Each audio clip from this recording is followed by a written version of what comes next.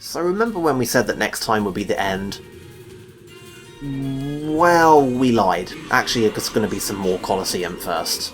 It is the end. It's the end of the Snow DLC.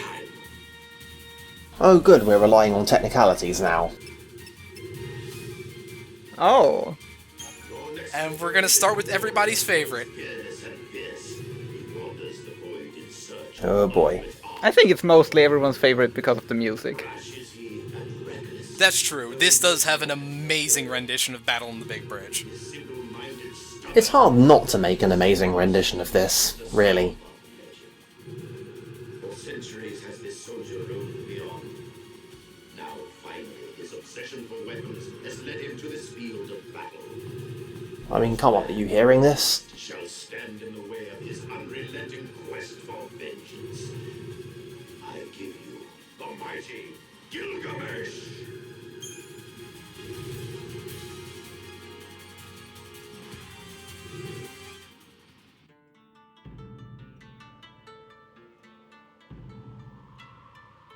So yeah. Just in case anyone thought that there was going to be any hint of subtlety. I don't know what we were expecting. But hey, we are literally going to talk about the fact that this is DLC.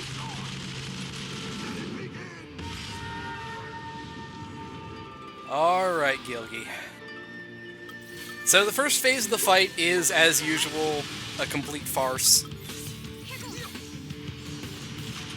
Yeah, it doesn't really look like much of anything is happening besides giving the player a chance to not have to think while just listening to this music. Which is a direction I can get behind.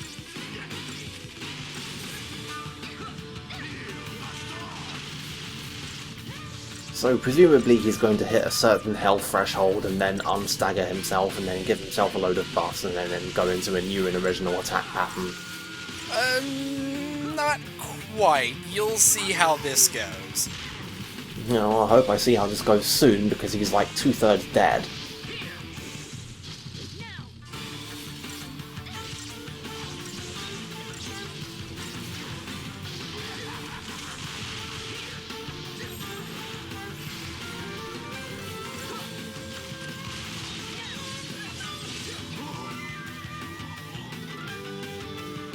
Definitely JRPG logic.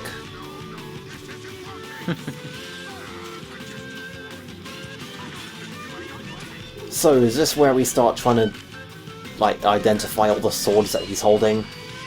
Sure, why not? Although that said, it looks a bit less easy than his Final Fantasy XII appearance. Although, if I'm not mistaken, one of the swords that he's holding is, like, the sword of legend, quote-unquote, that he picked up at the end of 12, maybe. Maybe it just looks similar. Okay, so yeah. So this is Gilgamesh for real. And unfortunately, his gimmick is really fucking bullshit. Oh man. I mean, I know I was really hoping that I could shivel over some DLC, but why did Gilgamesh have to be the bad one? I'm sorry. But, okay, so first of all, his attacks are pretty straightforward. I mean, you know, they're all named after different attacks, and he just does them. So, the one, Bishonen, does, it inflicts slow, but otherwise they're all just basically a big chunk of damage. There's not a whole lot to worry about here. The problem is that, as you saw, he has 10 million HP. Yeah, I saw that. You will also know that he is immune to poison, and he takes half damage from everything. Well, that's a bit dull. That's gonna take a while. We're not done yet. Just wait until you see the stagger.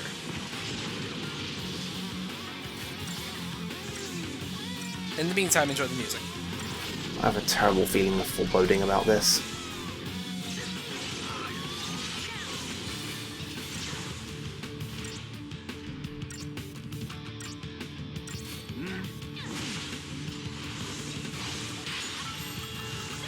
Is he using a counter move while staggered? Why, yes, he does in fact have Vendetta, which is one of the counter guards. It didn't seem to do very much. Well, that's because he's still doing it. Yeah. Well, he stopped doing it and then did an attack. So what, he can do it over multiple runs of it? Well, yeah, not only that, but he also throws out a bunch of debuffs, including a bunch that make you completely unable to attack. Lovely. Oh, and this is it. Here's the big one. Just watch. Watch in all of the majesty of this fuck you.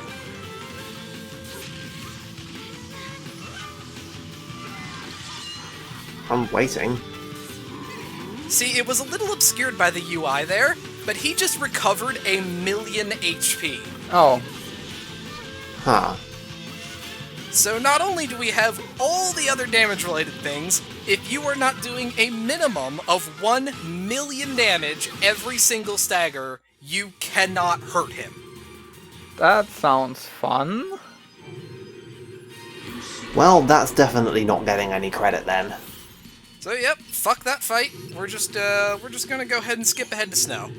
You wish to challenge the one you love most. Well, of course Snow is the last fight. Well, yeah.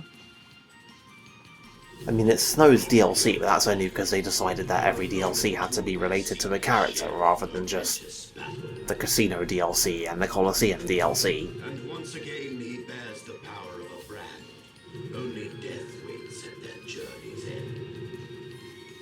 Well, it's finally time to kill Snow. Sacrilege on the grounds of this Yeah, we finally have a chance to actually punch Snow. That's kinda cute.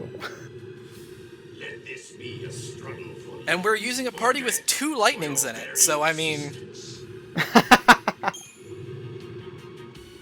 I can definitely get behind 2 lightnings punching Snow.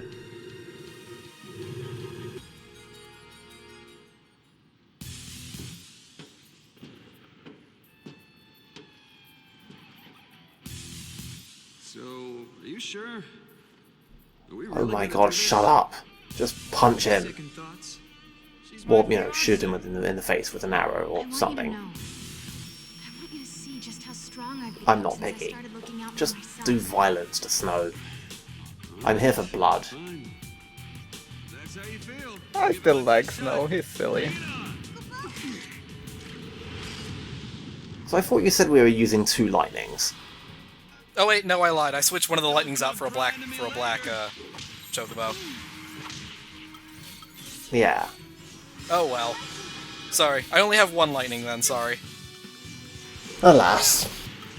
It's still fitting. So yeah, Snow. Snow is a fight that gets progressively harder, I guess? I'm not really sure how to describe quite how this fight works. So, I mean, aside from the obvious there, where he can just give himself a whole bunch of buffs at will, for the most part, he just kind of sits there and punches whoever you tell him to. Was it, did he just regenerate a bunch of health, or was that just the target bar switching to one of your guys without me noticing? No, that was one of us. Okay. Alright, so, here's where the gimmick starts. At 200% energy, obviously you get that big little combo attack, and then he starts... I guess... he starts throwing in more dangerous attacks. Like at 200% he'll start throwing out Saboteur abilities, I think at 300% he gets a Ruinga, and he just does a bunch of stuff like that. He just slowly escalates things. Huh. Okay. Now, if you don't understand how this fight works, you will inevitably let him get to 500% power. And that's when you get to see the full gimmick. So how does this fight work? You ready for this? Well, the way he gains energy is it's based off of who he targets. And the longer he's targeting onto one person, the more energy he gets. So what you have to do is every so often you have to use a paradigm like Tortoise and force him to target somebody else to release the energy. So something with Sentinel. Yeah. Or no, or a different Sentinel. That's the important thing. It cannot be the same person. Does he not change targets on his own if you distract him with a Sentinel and then go back to... No, if you do not like, manually change his target somehow, he will not change it. Oh, I recognize that attack.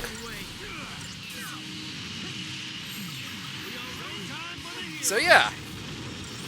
So he goes into max energy, and then you die. Okay, sure. Fair enough. Well, not really, but you know what I mean. That actually seems kind of interesting. Of course, once you understand that's how the fight works, though, it's actually very easy. Yeah, I mean, the only thing I really have against this is that, like, how obvious does it make it that it's based on who he's targeting? I mean, that seems like the kind of thing that you can go a long time without figuring out. Yeah, oh yeah, no, it does not say anything about it at all. Yeah. Well, interesting idea, kind of bullshit execution then.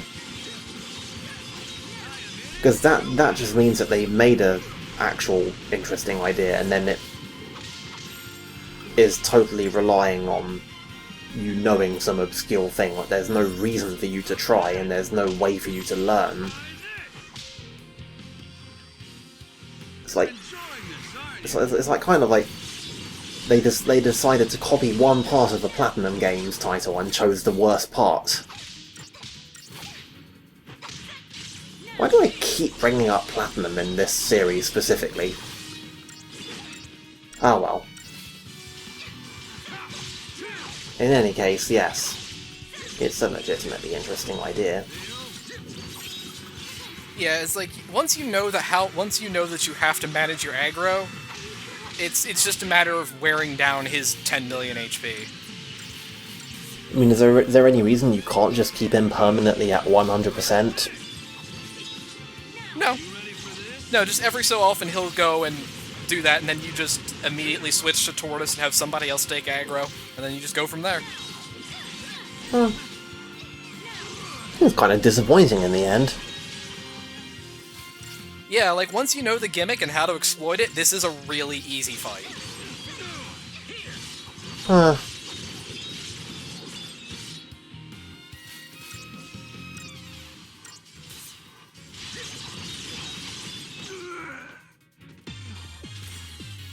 Evidently not that easy.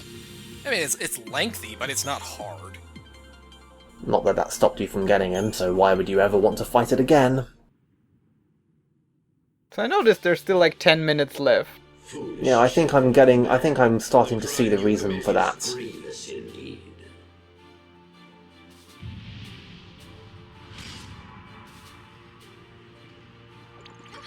The Arbiter of Time serves the goddess of death in all her merciless splendor.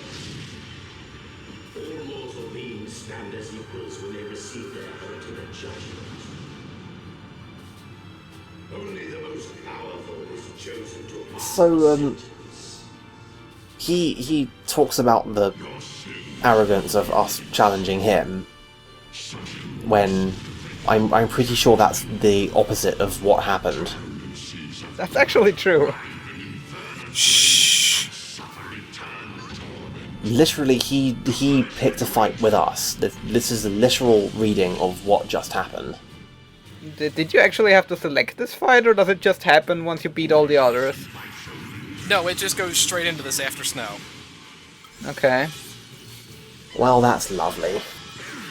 So, yeah, this fight is not hard. I mean, as you can see, this is Valfador level 1. This is obviously not the most powerful form of this fight. I'm not getting the higher levels because, fuck that, I'm not playing this game again. How do you get higher levels? I want to say it's related to either 5-starring this fight or, like, clearing all of the DLC fights. Because I know we didn't do Gilgamesh or Nabad. Yeah. Anyway, this fight's pretty straightforward. He summons a bunch of Layaks, they cast buffs on him, and then he just kind of goes to town on you.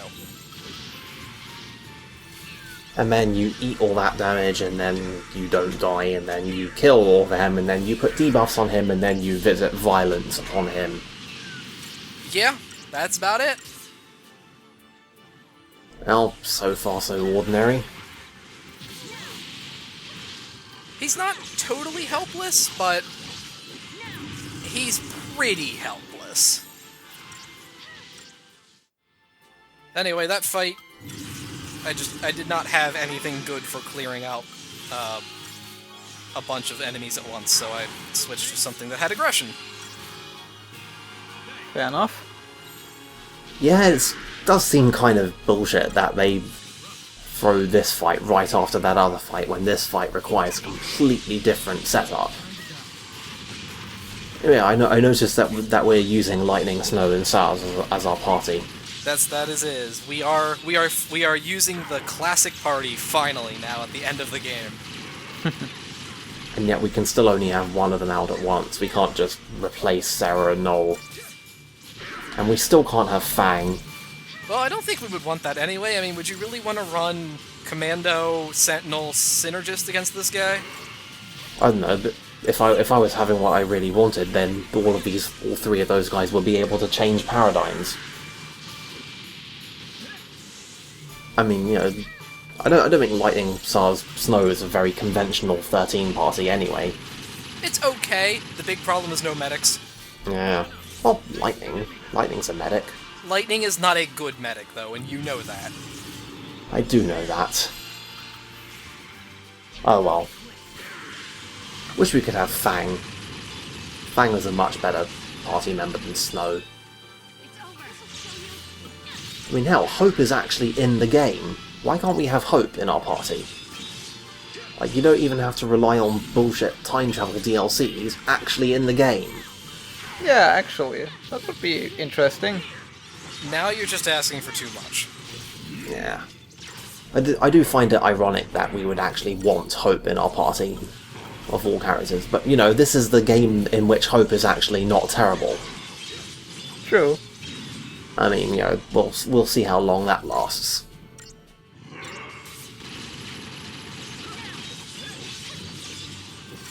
Well, you're kind of shitting all over this guy. Yeah, Yep, this sure is a fight. doesn't seem very interesting.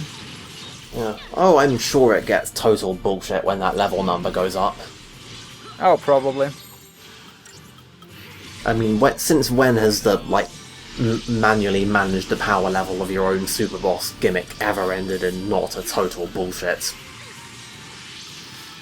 encounter? Even in non-JRPG games. I mean, hell, like MGS Peace Walker comes to mind.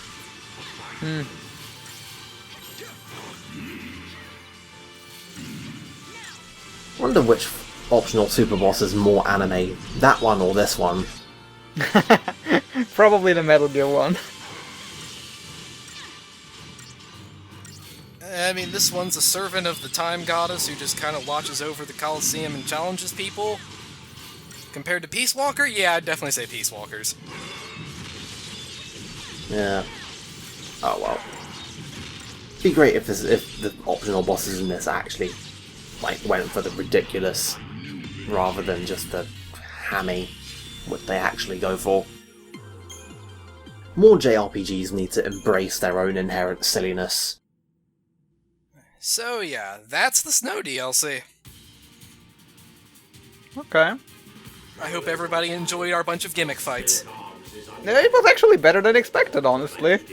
Apart from the ones that we didn't show in these videos, and Gilgamesh, these are actually all pretty good, and I'm a fan.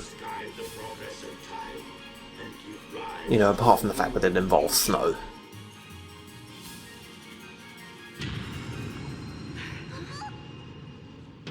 Well, you guys sure beat me in a fight.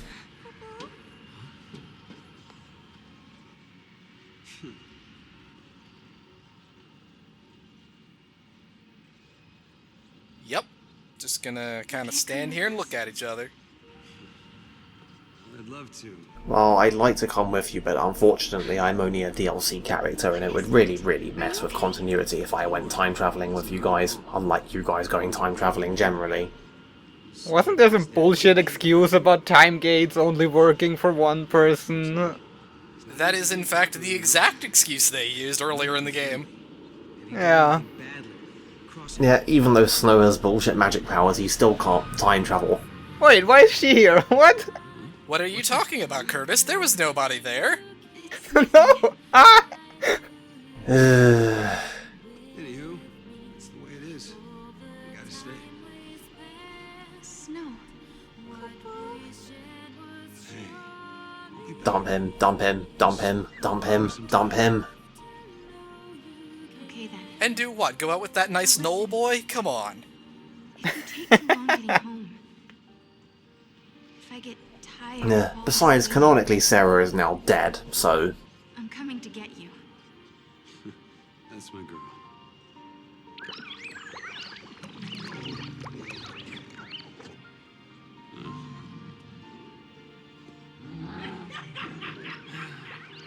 I guess until you come to collect me, I'll be hanging out with Yeah, these this guys. really turns into complete bullshit when you know that Sarah is canonically dead. World, you're gonna hang out and play?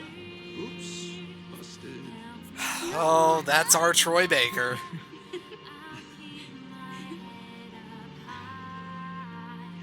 Mog, stop trying to make this scene sadder. You really do not succeed.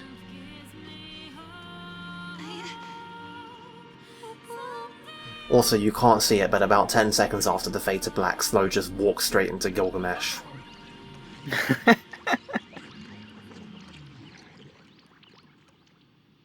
Well, are any of these guys worth it as fighters?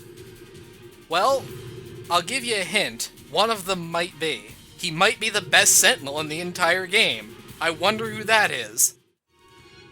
Fair enough. This is my utter lack of surprise. So yeah, 18,000 HP, critical Tetra defense, and he automatically starts with, like, level 3 Sentinel. And yet he's an early peaker. Man, I have to reevaluate my opinion on those. He's heroic, obviously. So yeah, next time, the actual end of the LP. For real this time.